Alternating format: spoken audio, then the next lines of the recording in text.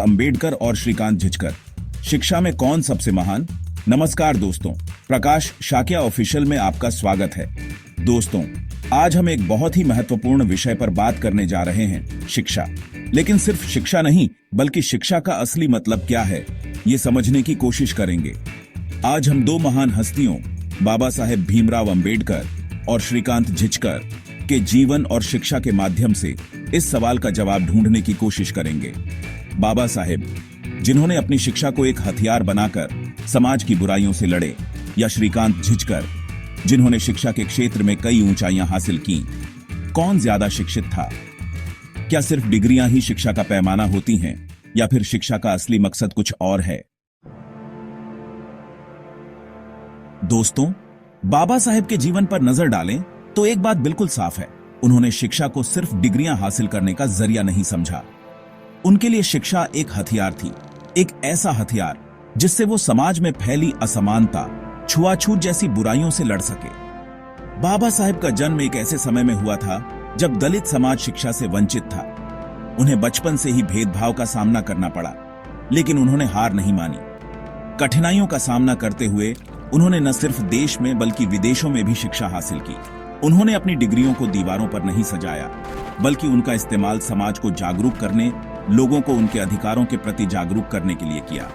उन्होंने भारतीय संविधान का निर्माण किया, जो हर नागरिक को समानता का अधिकार देता है। दोस्तों, बाबा साहेब ने हमें सिखाया कि शिक्षा का असली मकसद सिर्फ नौकरी पाना या पैसा कमाना नहीं है, बल्कि समाज को बेहतर बनाना है। और एक तरफ हैं श्रीकांत झिचकर, जिनका क्वालिफिकेशन सुनकर हर कोई दंग रह जाता है। 20 डिग्रियां, 42 परीक्षाएं, वाकई ज्ञान का अथाह सागर।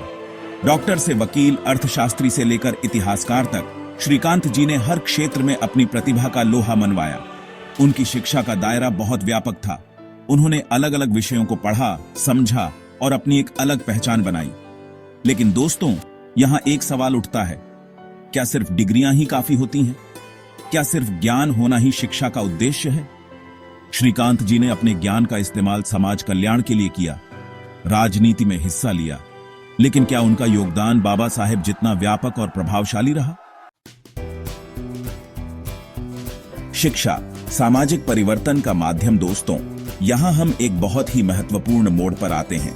बाबा साहेब और श्रीकांत जी दोनों ही बेहद शिक्षित और प्रतिभाशाली व्यक्ति थे, लेकिन दोनों की शिक्षा का उद्देश्य अलग था। बाबा साहेब के लिए शिक्षा समाज को बदलने का हथियार थी। वो जानते थे कि शिक्षा के बिना समाज का उत्थान संभव नहीं है। उन्होंने अपनी शिक्षा का इस्तेमाल समाज को जागरूक करने, लोगों को उनके अधिकारों के प्रति जागरूक करने के लिए किया।